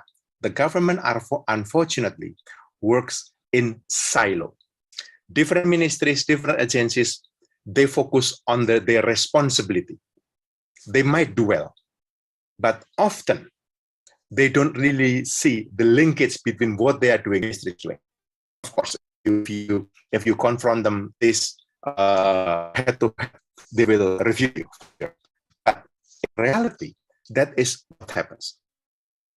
When we talk literacy for children, literacy for students on climate change, for example, people will think, if it belongs or if it is about the responsibility in education, then it is the responsibility of the Ministry of Education, right? While we know that climate crisis is multi-sectoral. that it's also multi phases, right? So the way we see and we approach literacy is still very much traditional. And I think we have to address this problem within the government first, if we want to approach it through the formal channel. I'm not saying that climate is the responsibility of the Ministry of Environment and Forestry alone. No, no. There are other ministries also working on that issue, but there are also other agencies, right? So I would think we should be more, I would say, coordinated in terms of how we approach development planning, development policy, and development undertakings. Because I think the way we govern, the way the government works, or the business process of the government itself needs to change. I think if any, one lesson from SDGs is that this development, this complex development, is a new way of governing.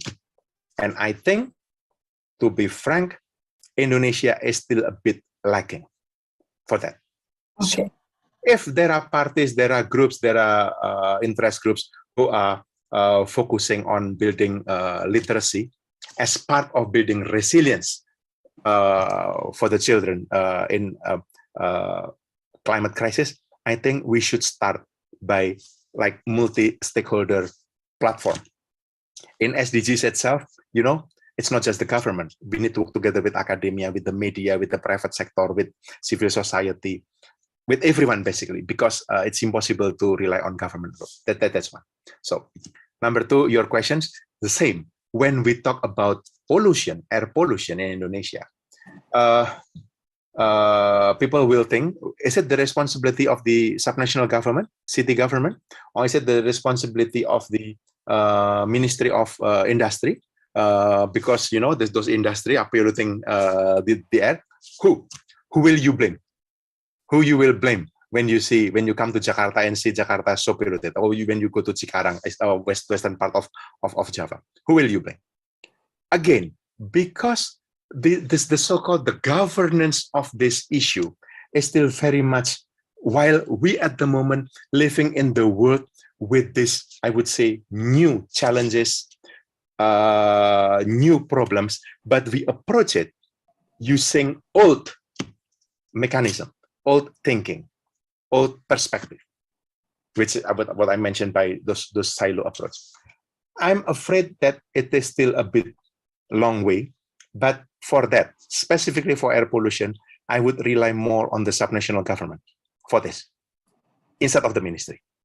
When we talk about the literacy, maybe we can still rely on the coordination of central ministerial agencies, right?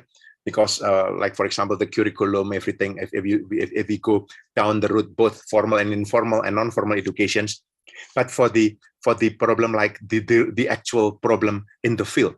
Now with decentralization, I think we need to encourage our subnational governments.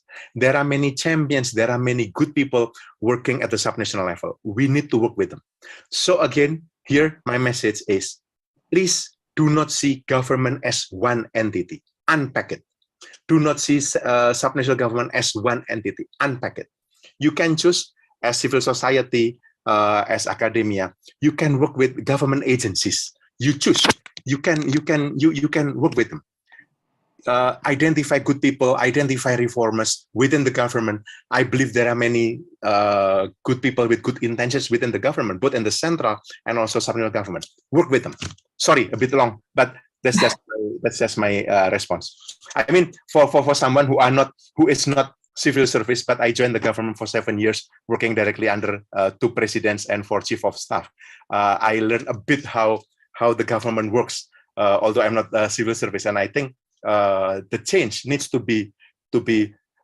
We need to fight for the change, okay? And in order to fight with that, we need to also work with the government. So work with them. Not everyone is bad in the government. No, don't see it that way. There are many reformers as well. I mentioned. We just need to identify them. Okay, I will stop. Thank you, Pak Yanuar. It's an interesting I think it's a fruitful response. However, it tricked me to ask a follow-up question. So I'm sorry for the audience has asked. You mentioned several times about the coordination of multi-stakeholders coordination, multi-sectors coordination. There is an issues that we have identified so long ago, not specifically in the climate change response, but for all. I understand that you're part of the government, but you are also an academician yourself. Okay, I think there have been many effort for strengthening that multi-stakeholders, even interministerial coordination. Bappenas is one of them. Is there any, not is there any challenge, but I think the big questions is how. And in SDG's secretariat, this is one of the example how government working with multi-actors, as you mentioned. What is the biggest challenge when it comes to that? Well, before I answer, can I invite actually Becky and Shah to share their perspective, just to enrich us, just not just about Indonesia. I know that this that we're organizing here because it's Pekan Anak Indonesia, of course. But maybe Becky, from your experience, especially this partnership, this multi-stakeholder collaboration. What's your perspective, Becky and Shaheen? So I help Yodi now to be a co-moderator. Okay. Answer this. Thank you. Please. Becky and Shaheen for the partnership and coordination. I think it's fair to say that the quality of coordination and the quality and depth of partnerships is going to vary from country to country, and is very often reflects the general quality of governance and how well established those institutions are and their relationship with civil society. So countries also with a strong civil society who have the space and the ability to engage and hold duty bearers to account are likely to see a higher quality of partnership and engagement. It is not a magic solution, but you increase the likelihood of being able to make more progress on solutions. And indeed, the partnership with civil society is key in this, because they represent the biggest constituency, the general population, and so they have no other interest other than the general improvement and survival of the population at large. And having diverse voices from civil society representing all parts of the population, including those who are normally socially excluded or politically marginalized, is key. But beyond that, there are many other factors that are going to affect that partnership, including what are the attitudes within, for example, the private sector, and indeed what is the dominant private sector in that particular country. So, in certain countries, for example, that are particularly reliant on fossil fuels, you may find that the kind of partnerships that you might seek ordinarily in the private sector may not be the ones that you necessarily need. So I'll stop there. Rebecca, perhaps you have a few points to add. Well, I was just going to talk a little bit about local government and the importance of getting outside of those sectoral areas, because I think it's incredibly important in how we protect children and how we support communities, and how local government often has to dabble in many different areas and many different sectors to then support their communities in a way that national government in their silos may find it more challenging. So I think the point around supporting local government and thinking about what are those outcomes for children that that you want, and how do we support that? So if we want children to learn and we want, they have to be healthy, they have to be well nourished, they have to be protected, because they're not going to be able to achieve those education outcomes without those components in place. So I think trying to understand where that integration can happen so that we're actually all speaking in a similar language is very important, rather than saying, oh, we need a specific child protection program, we need only to focus on education, we need only to focus on health, because ultimately people aren't silos. So trying to figure out how do we support that. Well, Back yeah, to you. okay. Good. So it's very good actually. From Shahil, Becky, and I will just continue. Pick where Becky left.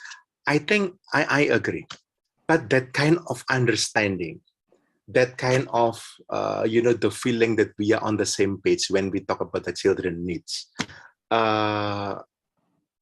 as the government work in silo, but also I will have also to say the same with civil society. You talk to civil society working in the environmental issue, they will think that this is the most important. You talk to them, to those working in the migrant workers, they would think that's or human rights and so on and so forth. What we need actually is like something like not melting pot, but enabling conditions in which those conversations happen. The conversations about the importance of children in the time of crisis, especially climate crisis. We need to have that kind of forum of fora. Let me tell you this simple story that I always tell my friend when we think about collaboration. When I was in the UK, I lived in the UK for 12 years as an academic in the University of Manchester. My life was like every day 7:30 I will arrive in the office in my campus.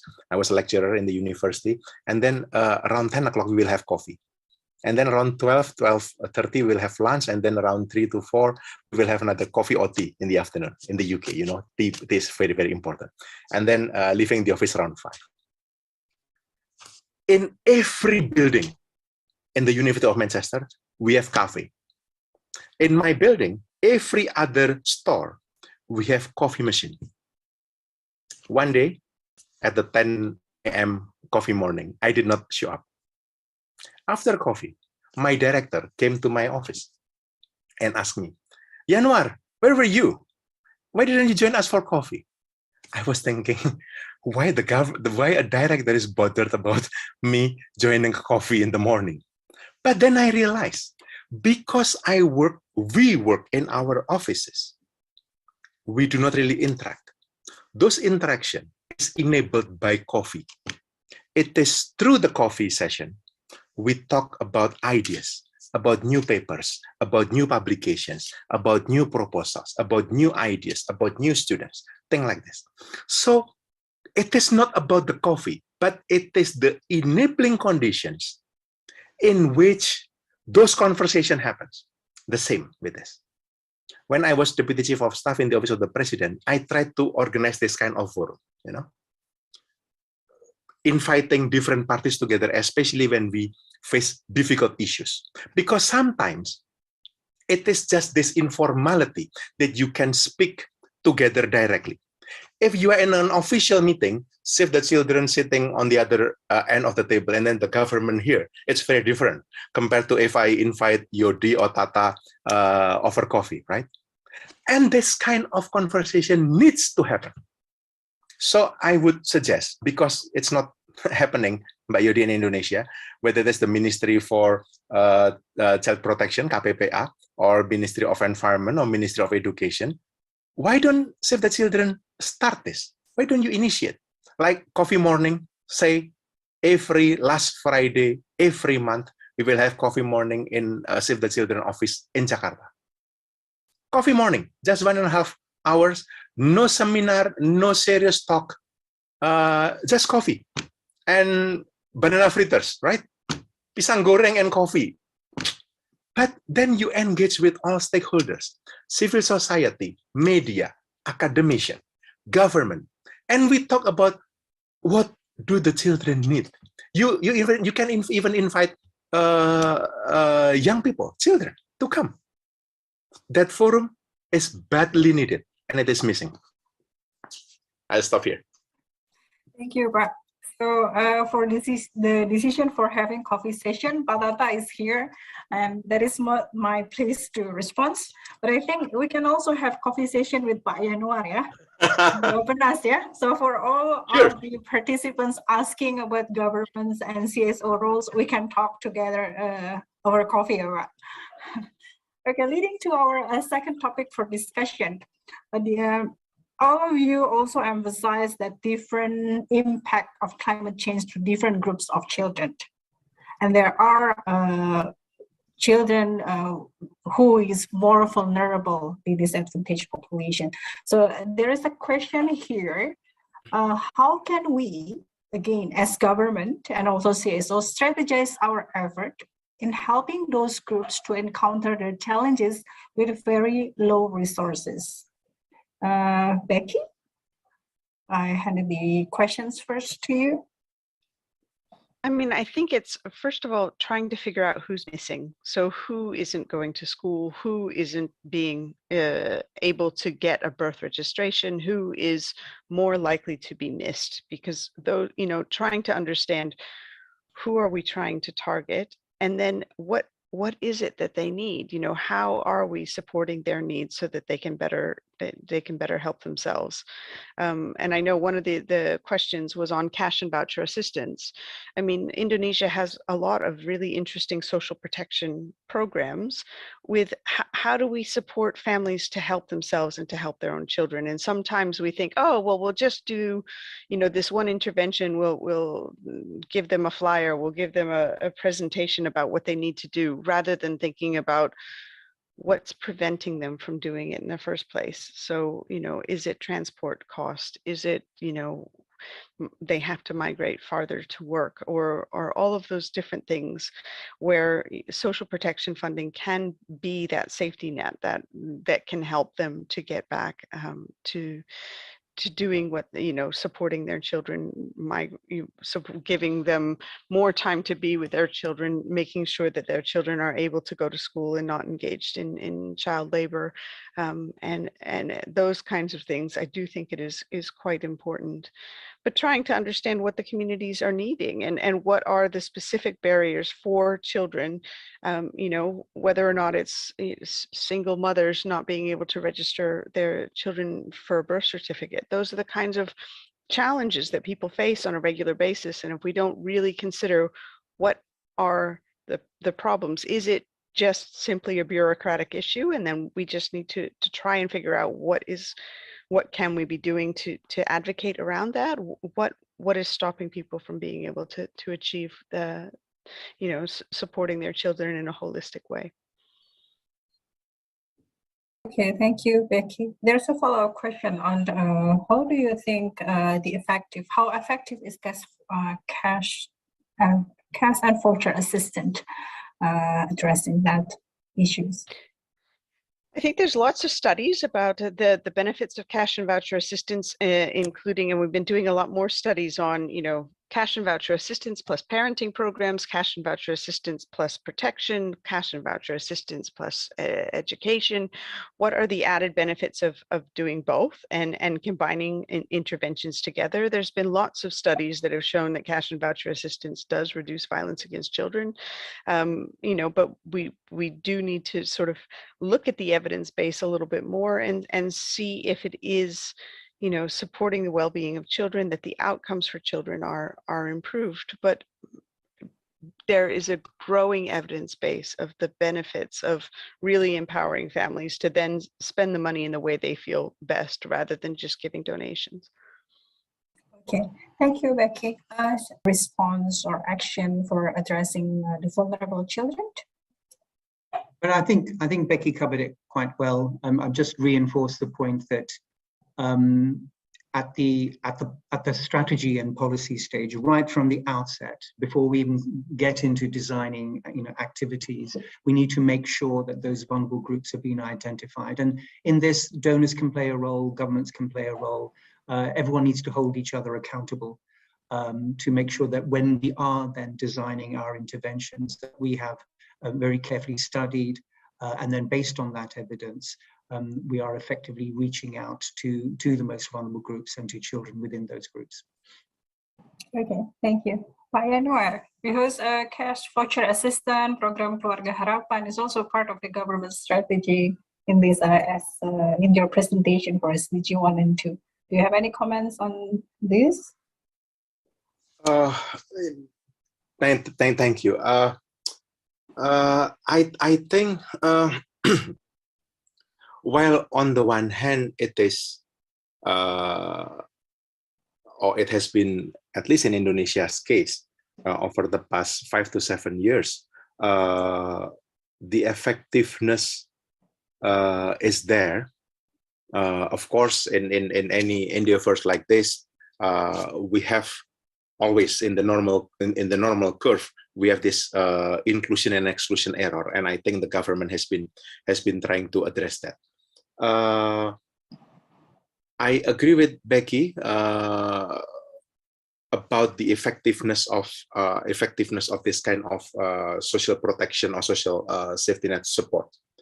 But what is more important is to have a channel in which those who are not who cannot have access to this kind of support can inform the government. And this is, I think, the aspect that the government can do better or could have done better. Now, that's one. Number two. However, on the other hand, I think one of the most important issue for children is ensuring their rights. And as Becky mentioned, it starts from the birth certificate, because it is in Indonesia, especially, it is the start of all process to be recognized as a citizen. It used to be very difficult for single mother, as you mentioned, Becky, but I believe over the past 5 to 7 years, the situation has been much improved in Indonesia on the birth certificate. When I was Deputy Chief of Staff in the President's Office, this was under my portfolio, my responsibility, so I could report to you how much we have progressed. It is not 100%. Yes, there are some other things we need to do better. And if you look at the demographic data of Indonesian citizens, by theory, but also by practice, around 3% of this population data stored by government is always dynamic, because there are people, the newborn deaths, migration in and out, and so on and so forth. But 3% out of 270 million people in Indonesia is big data, right? So, on the other hand, the improvement or reform of social protection schemes is needed. On the other hand, the availability and also the integrity of the data, especially CRVS, civil register, and vital statistics, are important as a key for the social protection delivery. So I think these are the two big job of the government to ensure that it is delivered. So this is just my comment to add to what Shaheen and Becky mentioned earlier. Thank you, Pak Yanuar. For all the audience who are interested to know more about the children vulnerable population, we have our afternoon session talking specifically for Sumba, who is prone to drop. Okay, so it leads to I think this is the last themes of the questions. It's about the family and parenting. This is interesting to know how child protection approach, such as parenting without violence and case management, could also be contextualized, how it can be contextualized in the climate crisis situation. So that is the first question. regards to that. And the other one is parenting is quite difficult. A good positive parenting is quite difficult to do, especially for middle-class families. There may be also a lot of words that harms a child's mental health. So in order for a child to get good parenting, the gap in his family or her family is also need to be addressed. So those two questions I addressed to maybe Becky first for child protection parenting in the climate crisis. So I would say parenting is difficult for everyone. It is not a middle-class family or you know, all families. You know, it's how do we support our children? What do we want them to achieve in the future, and how do we help them? You know, we put all of our dreams and hopes into our children, and they have their own hopes and dreams as well. And so how do we look at children as, you know, supporting them? How do we help parents to take care of themselves so they can be better parents? I think sometimes we have this unrealistic expectation that parents are somehow superheroes, and we need to really think about, do they have the time to care for their children? How do we set parents up to succeed, all parents up to succeed? Because during COVID, we realized parents are being pulled in 1,000 different directions, and we need to understand the stresses that they're under. We need them to help recognize what is it they're trying to, how are they supporting their children, and how are they responding to the stresses around them? You know, I think we are working hard to strengthen our evidence base around parenting without violence. There's some really interesting, so in terms of parenting during the climate crisis, we're thinking about things like, how do we really help parents to reduce stress? How do we help you know, children to understand their own circumstances and sort of be able to be seen as rights holders rather than just sort of a personification of themselves or of what their parents want. Children have their own ideas about what they want to achieve as well, and need to be active participants and listened to. In terms of migration, so as part of the Ukraine crisis, we're piloting parenting on the move. So what are the specific issues that parents who are migrating or have gone to a different culture or place, how do we support them differently? What's similar and what's different? And what are the adaptations that are needed? In terms of case management, I don't want there to be social workers in emergencies and social workers in development. I want development social workers to be able to respond in a crisis, because that's how we're going to be able to respond to the needs of children faster. You know, ASEAN has done so much interesting work on making sure that there's a competency base, that there is a really kind of standards for what does it mean to be a social worker, that it's not just something that you volunteer and do out of the goodness of your heart, but it is a profession. And I think Save the Children Indonesia and the government of Indonesia has done a lot of work to really promote social workers and to kind of give them the status that they need, because it is an incredible challenging work that needs to be recognized, but also needs to be sort of, that there needs to be some minimum standards to be good social workers and supporting children.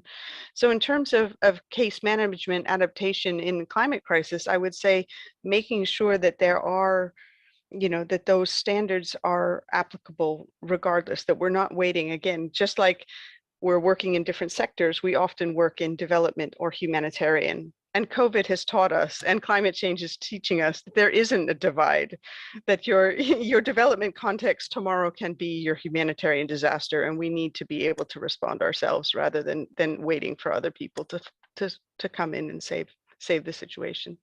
Thank you. Thank you, Becky. Shaheen, do you have anything to add?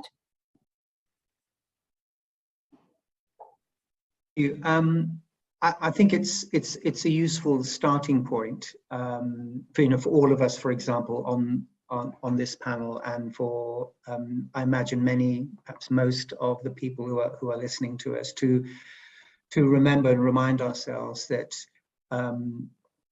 raising a child is a wonderful joy and a privilege, but also a challenge, even when you have all the sort of, many of the luxuries that you can perhaps enjoy in life. So what does that mean for a parent or a caregiver whose life has been turned upside down and they've been made homeless because of a climate-related disaster. And clearly we see that phenomena such as forced displacement, being left homeless in the wake of a climate disaster, creates a lot of stress and fear and anxiety, including an anxiety that you're not able to provide for your children, and this can lead to domestic violence and also uses of violent discipline. So the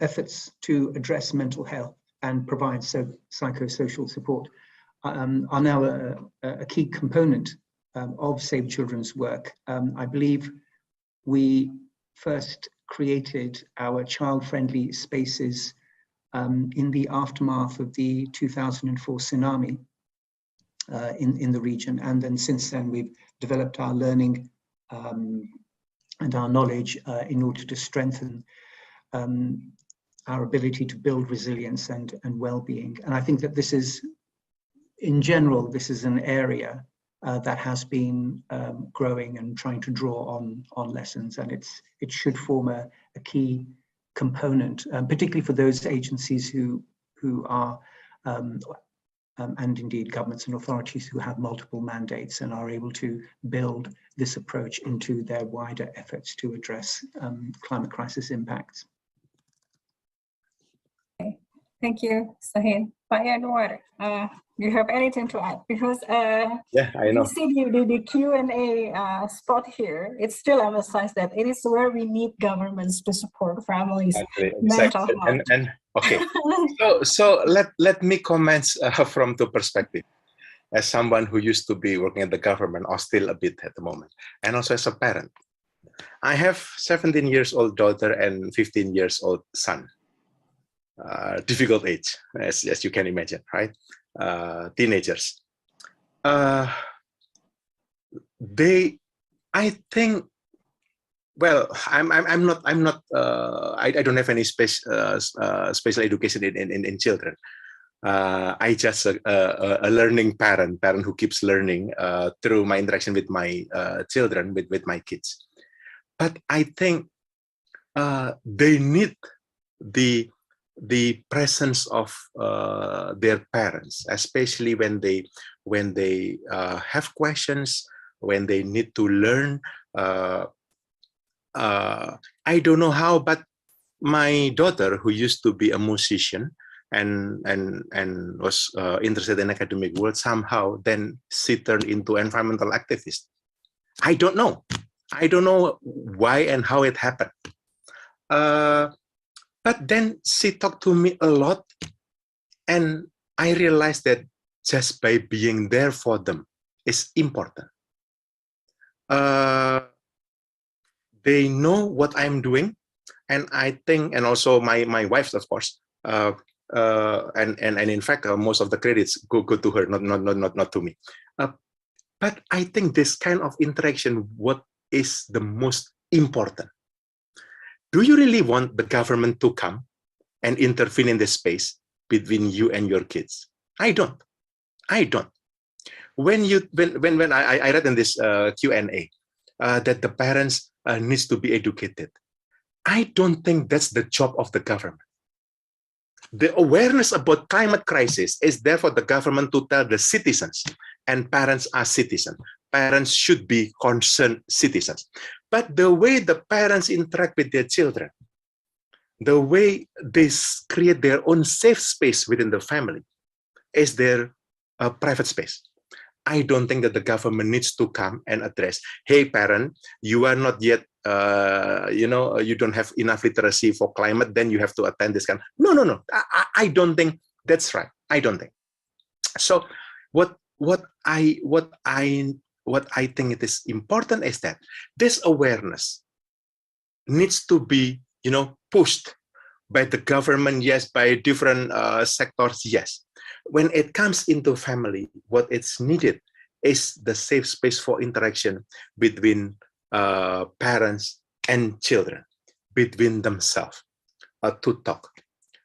In my family, maybe it is not common in Indonesia, but I don't send my kids to school. We are all home educated since we were in the UK. We are home educated in the UK. At the time, Shaheen, we joined this education otherwise movement in the UK, and then back to Indonesia. And then until now, both my kids are home educated. They are preparing for their A-level now for the university from home. But they start understanding those social issues from what we are doing, rather than what is injected through,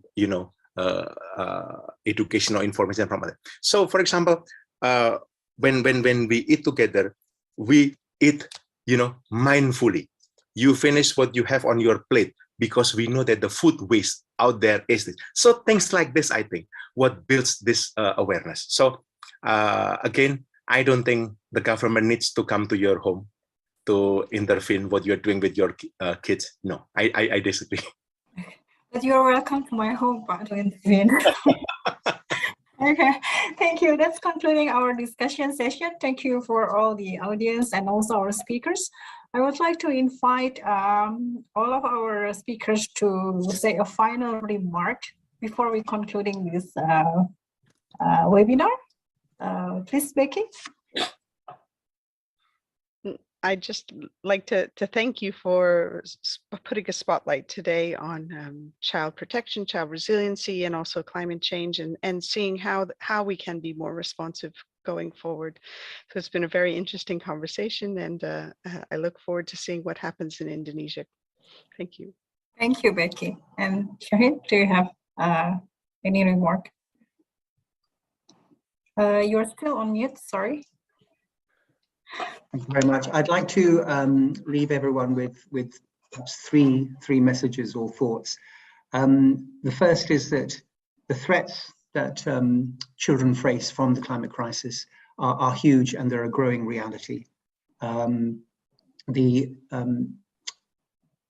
are nearly 1 billion children around the world who are already subject to some form of physical, emotional abuse or sexual violence every year.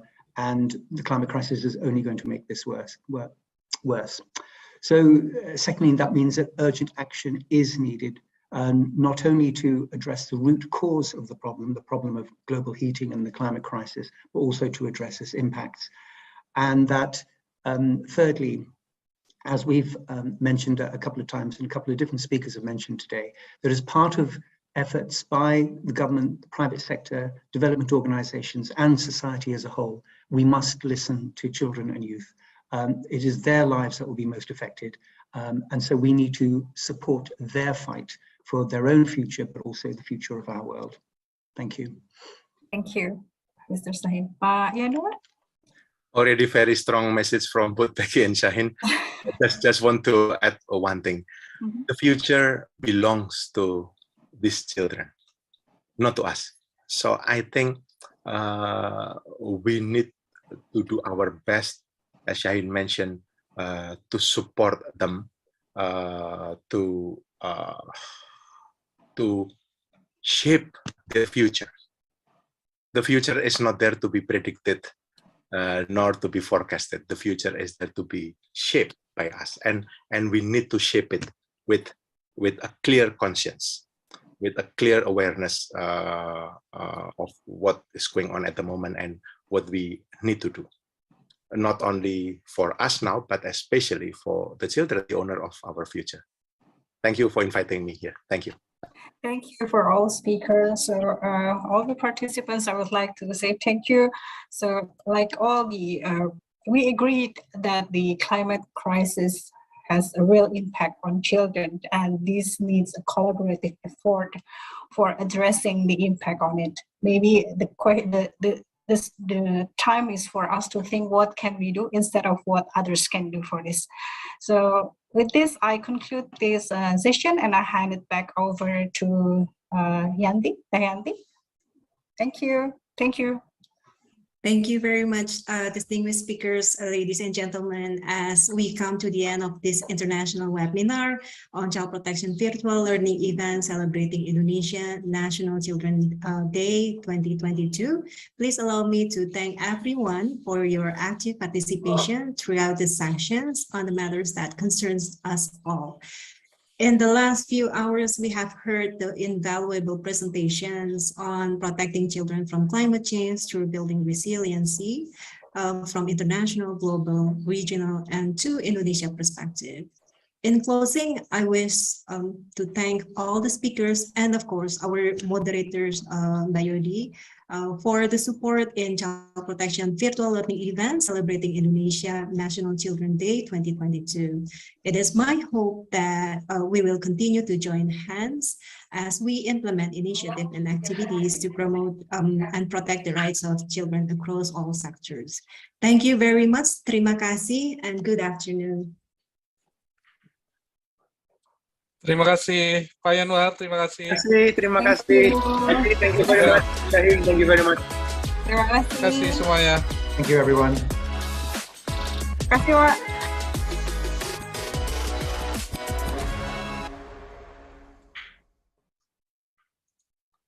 Thank you Shahin, thank you Becky.